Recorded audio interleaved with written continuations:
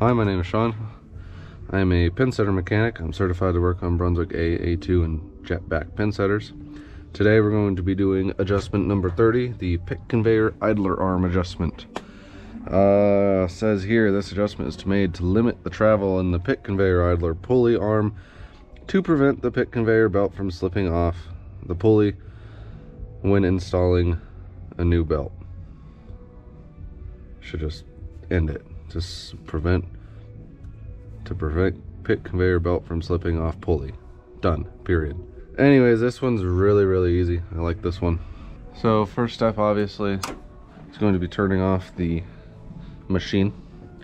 The second one, oh god, this one's not adjusted correctly. Oh, ooh, I got to turn something.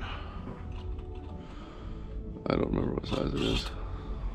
Alright, so all gonna be done right here. So you're gonna loosen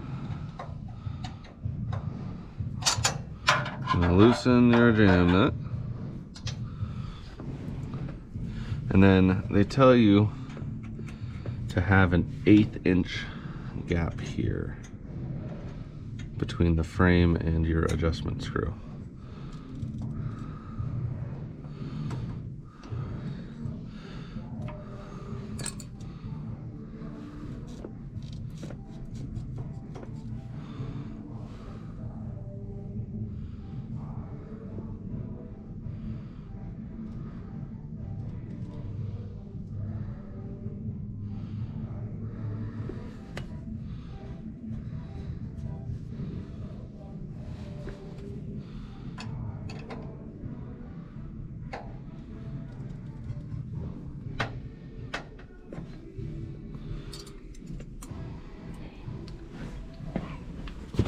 And it's as simple as that. If you read the book, some of the they must not have had people with common sense back then either, because turn the adjusting screw until the clearance of an 1/8 inch is obtained between the point of the set screw and the elevator frame.